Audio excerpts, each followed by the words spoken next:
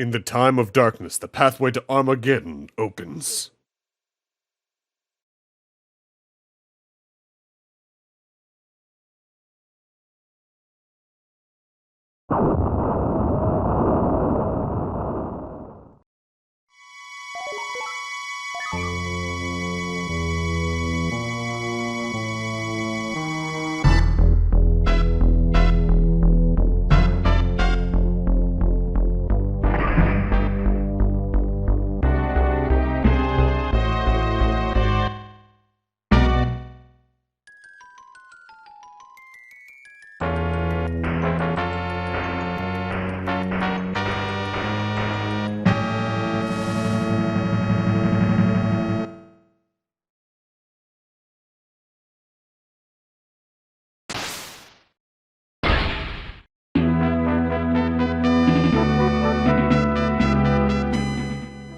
Let's get another ninja-based platformer out of the way real quick. Hello everyone and welcome to Let's Play Hagane, subtitled The Final Conflict, I believe, exclusively in the US and Europe.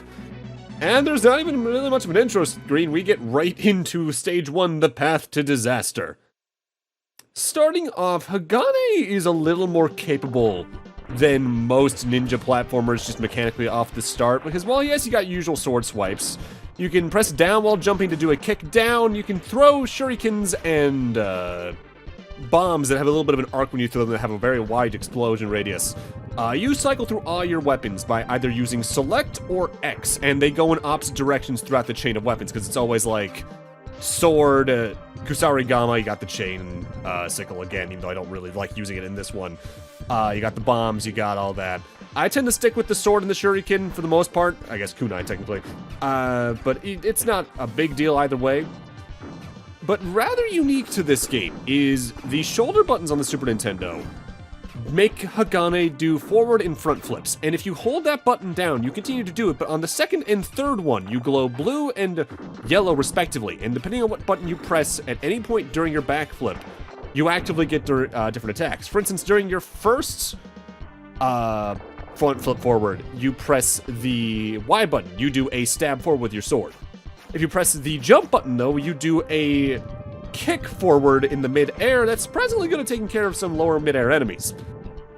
If you hold the button and attack during the blue flip, your attack button just does a little bit of a small diagonal kick that can be good at taking care of some lower enemies. But if you do the jump button at that point, you do a very high-flying, spinning fire kick that can hit enemies multiple times and is especially useful against certain mini-bosses. And if you hold the front flip all the way to the end of itself, the main attack button becomes a stab downwards into the ground that lights the ground on fire around you. And the jump becomes just a jump straight up that is honestly not very useful. Hagane themselves also has a double jump, but it's a very unorthodox one. It's not used for extra height. Instead, when you press the jump button, anytime I think you're still ascending up to the peak of your jump, if you're falling, it no longer works anymore. You do a dash forward that I think goes as long as you hold the button or until a certain point period. It's very good at getting across certain pits, but it can definitely be a little iffy to work with control-wise. Additionally, you also have shooter-styled bombs that are complete screen nukes. I used one a moment ago. They are very flashy. They're the reason why at the start of each of the two videos for this LP, I have put a flashing lights warning, because oh boy. So that enemy right there dropped a blue fire pickup. There are two fire pickups, one red, one blue. Red ones are just health restores, period. Blue ones are health restores that also increase your max health by 1 point up to a maximum of 5. With that said, if you die, you lose all of them. Not that dying is hard to do in this game. This game is honestly... I'd say this game is harder than Ninja Gaiden 1 or 2, but easier than Ninja Gaiden 3 on the whole.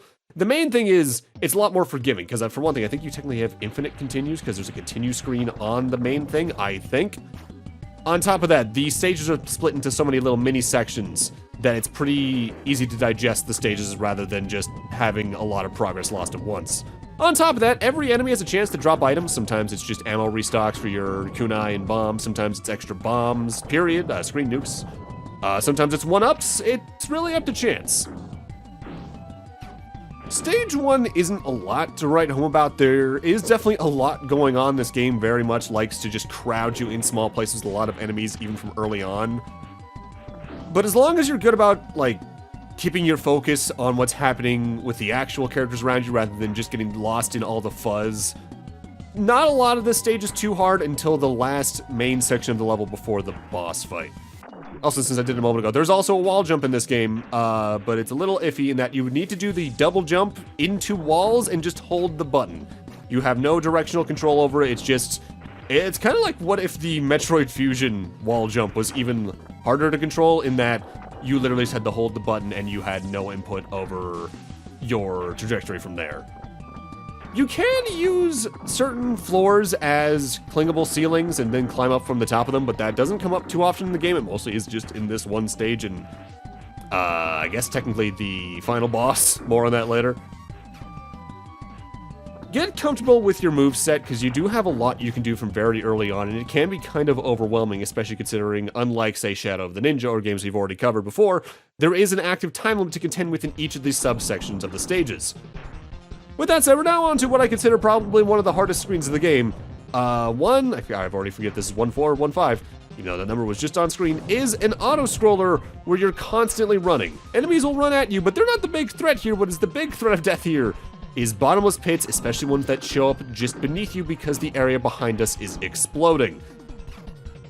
From my experience, the safest place to stand here is between the halfway point and the far right third division of the screen, because standing there gives you enough time to react to things coming from the left, especially if, say, an explosion happens beneath you, but it also might place you in such a place that if an explosion does happen beneath you, you won't fall into the pit immediately. But now we're on to Musha-Mukuro. This is the first boss, and honestly, I seldom get to see what this boss does. The boss itself is the dude who's floating around on screen. And while he will throw some projectiles at you here and there from memory, the bigger threat are the giant samurai statues that can also throw attacks at you. Your sword's a very good method of attack because enemies in this game don't have a lot of invincibility frames. Bombs can also be pretty effective, but I actually don't know if they do more damage than, say, your main sword strike against bosses. I'm not sure about the exact health values behind the scene. As you can see, the bosses in this game can die pretty quick. And you don't even get like a results screen. This game's pretty to the point when it comes to its stages. Time for stage 2, the Fortress of Doom. I love this song. This soundtrack's real good. It is relatively atmospheric for a lot of its case, unlike certain other games on the system, but it's still just damn good. Alright, now we got this mini-boss. I recommend using your second front flip's B ability, where you do the diagonal jump upwards for several kicks, because you can just stay invincible during that and just do a lot of hits all at once. Because whenever you're doing a lot of the attacks with the front and back flips, you are completely invincible, which is something to keep in mind. It's part of why you'll see certain playthroughs just never stop flipping, because it gives them just the perfect opportunity to give themselves invincibility frames. And it's done. So let's talk story real quick. According to the manual, the prologue is the Fuma clan possesses extreme strength and spiritual power. They are ninjas capable of using ninja arts and black magic at will. Their quest is to protect the Holy Grail. It is said to possess powers that can destroy the world. From long ago, the Koma clan had plotted to destroy the world using the destructive power of the Holy Grail. Suddenly, they attacked the Fuma clan and stole the Grail. However, they failed to notice that among the severely wounded, one man survived.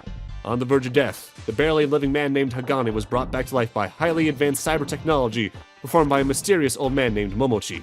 However, none of Hagane's body survived, except his brain. Already a powerful ninja, he now had the incredible power and speed of a human cyborg. With this power, he vowed to take revenge upon the Kokuro faction. And then there's little bios about the clans themselves. The Fuma and Koma clans who live mainly in darkness have mastered the secret arts of ninja and black magic.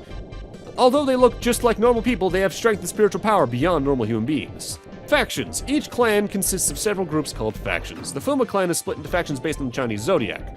For example, the cow, the tiger, and the dragon. The Koma clan is split into factions by color, consisting of the white, the gold, and the red dragon. In the case of the Fuma clan, members of a given faction know nothing more about any of the other factions except the fact that they exist. Their bloodlines are cut off from the outside world and destined to decline. And that's just where that ends? Okay, sure. By getting back to stage 2. The factory portion of the stage can be pretty dangerous because there's just a lot of hazards around, but this section right here is easily the most annoying because the amount of time you have between these little barrier lasers showing up at the conveyor belts is super strict to get from one little cubby that you need to hide in from the next, and you need to use your little spin jump, wall jump abilities to kind of just avoid taking damage here.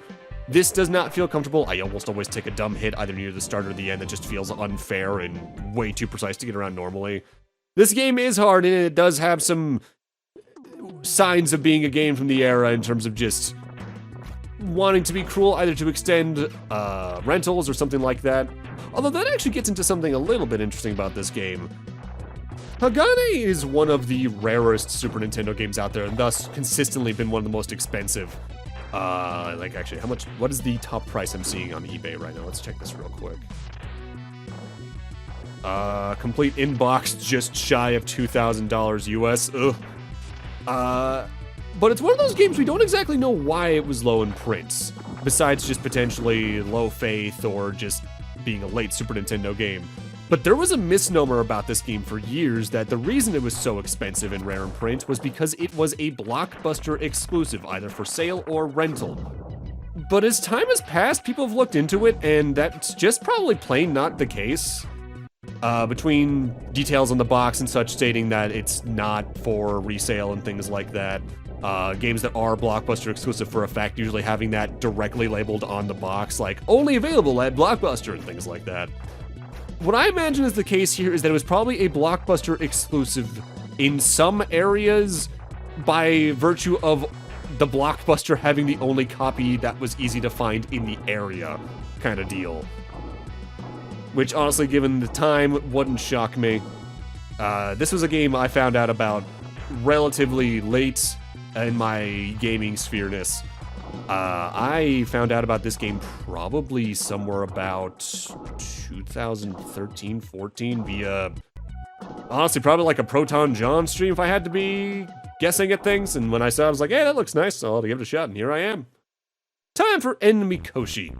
This boss can be a little stressful, if only because it's got one of the tightest timers depending on what attacks it wants to do. The thing we need to damage is that little spherical core that just went into the little, like, lantern-designed boss body. But that thing is only vulnerable when the little bottom portion of it lands down and it tries to do an attack where it sends ice arrows out of the weak point. For the most part, it's just going to hover around and either fire lasers out of the lanterns rotating around it, or fire gigantic rotating orbs of death that take up certain portions of the screen. It's only really a dangerous attack if it uses it towards the center, because then you actively have to dodge left to right. And there's another version of that attack you can use where it sends out blue versions of the little death orbs that try to home in on you directly that you can just slash out of the way. Depending on what attacks this boss likes to do, the timer can get pretty close. I've had playthroughs where it tends to use the attack that leaves its weak point open repeatedly, or it just uses the death orbs for over half the timer. It can be kinda rough. Thankfully, it is just a death if the timer runs out. It's not like an immediate game over or something. So you don't have to worry about a lot, but still, be careful. And thankfully, you can get a lot of shots in if you're very quick about mashing the just main attack button with the sword. The sword is a very fast attack method. I'm not sure if it's faster, though, to just repeatedly slash the sword when you're in front of an enemy, or, like, say, just throw kunai into its face or bombs into its face repeatedly. Because I do think the bombs do multiple hits of damage. Also, in the case you're thinking you're about to get hit by something, a little strat you can do besides just rolling, if you're above certain damage hazards, you can do the downwards kick into them to just sort of like Scrooge McDuck pogo off of them. Not that that's super useful outside of a certain few cases, but it's worth noting all the same. With that said, it's time for Stage 3 Violated Heavens, which is probably my favorite stage out of the 5 in the game, only because I think it has a good ending gimmick on top of just feeling like a very fair level, because it doesn't feel as much like you're being mobbed in some cases, and it's just fun to have all these explosions on screen. I guess in that regard, something that's a little interesting about this game from like a game feel angle. Like the game controls well, yes, but in terms of like, I'm talking like the satisfaction it hits in the brain. This doesn't quite hit like a lot of the other ninja type platformers like the Ninja Gaidens or Shinobi. It almost hits closer to a beat 'em up level, in terms of just how many enemies you're taking out and avoiding damage along the way, just with less health than your average beat 'em up. And in that regard, it is kind of an interesting playthrough on a first run, just because it's such a different experience from one of these games, especially given the amount of just combat utility Hagane himself has. Like, I'd say this game, I called it a Ninja Gaiden, like I think earlier. It's closer in being a contemporary to Strider or Shatterhand than Ninja Gaiden. The more Ninja Gaiden-like ninja game of this console generation is easily Shinobi 3. And I think both of these games fulfill a very specific niche that is very interesting to compare them to. With that said, Shinobi 3 definitely has the better soundtrack, but you really can't touch that soundtrack. That's one of the best of that generation, period. This is definitely a stage, by the way, I recommend using your bombs in, because it's close enough quarters that you'll probably hit more than one enemy with the bombs, on top of probably getting more back because of how frequent ammo drops for both of your projectile-based weapons are. But it's not close enough quarters that you're going to be right in their faces, so you can have room to breathe by using the projectile weapons. Especially if you're lower on health, because health pickups in this game are common enough. Like, it is partially luck-based because a lot of them are from enemy drops, but it's reliable enough, especially by destroying certain things in the background, that you'll probably be okay. The biggest relief is the end of every subsection of a stage completely restores your health. Whenever I transition from like 3-2 here over to 3-3, that's going to be a full heal. And if you know you're coming up on the end of a subsection, use that to your advantage, because that little bit of extra energy or recklessness might come in handy to help you survive in the long term. With that said, do be careful, because this is one of those games where if you die, you're sent back to the beginning of the subsection of the stage you're in, so if I die right here, I'm sent back to the start of 3-2. And that can be punishing in a lot of cases. Most of the subsections aren't long enough that it's a gigantic threat, but it can become more of a threat with repeat deaths, because if since you lose those 2 extra health ups, you're potentially out of luck in some cases, and that can suck, even with the continue option on the screen. So, I've been mentioning the flipping. I should note there are 2 distinct types of flipping, and which shoulder button does what depends on which direction if you're facing. If you're facing right, the R button does the front flip combos that go into the attacks. If you're facing left, the L button does that. The opposite direction button just does a backflip, which is good for evading enemy attacks, even if you're not immune during the actual flip itself. But it doesn't have any attacks directly tied to it. So in my eyes, it's better, in the case you're like in a tight corner against a lot of enemies, to quickly reverse which direction you're facing, do a front flip attack, get the invincibility frames from that, rather than trying to backflip away from enemy attacks. It's not as, say, good as Alucard's backdash from Castlevania. And now we're in a space shooter. You, I think, might only be able to use the kunai and the bombs here, unless I'm just plain forgetting. You can also use your screen nukes, but I recommend saving those for the boss fight. This is a little short but sweet section, and thankfully enemies around here will only really drop the things you can throw at them on top of the occasional health pickup. And one up, something I should note as well about item pickups. Picking them up can be a little finicky. If you grab one from midair, you get it immediately no matter what stage you're in, even if you're in the middle of like a flip or a jump. But if it's on the ground, sometimes walking into them will pick them up, sometimes it won't, and if it doesn't, what you need to do is actively like duck down on top of them to pick them up. It's a little weird, and it's inconsistent, it feels like, at best, at least from my untrained eye, in comparison to, like, say, some speedrunners, so it could just be a thing of, I just haven't figured it out yet. That's at its most annoying when you're just walking past a health pickup you're trying to grab. It just feels weird. For now, though, it's time for Jasei-Jyu, the boss of Stage 3. This one's a little weird. It's a lady and a weird bat thing that then become a horse? I think this is meant to be like some sort of Qilin or something like that. This game is, I think, stooped in visual mythology stuff that I just am not recognizing.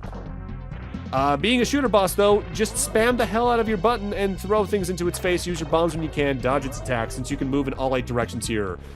It's probably the easiest boss in the game. Towards the latter half of its health bar, it does get this weird dragon tail that makes its hitbox a little bigger in terms of like dodging it, but it doesn't exactly make the boss that much harder. And that's stage 3. But with that, I'm gonna need to end this off here. Thank you guys for watching, and in part 2, we're gonna go finish off the game. See you guys then.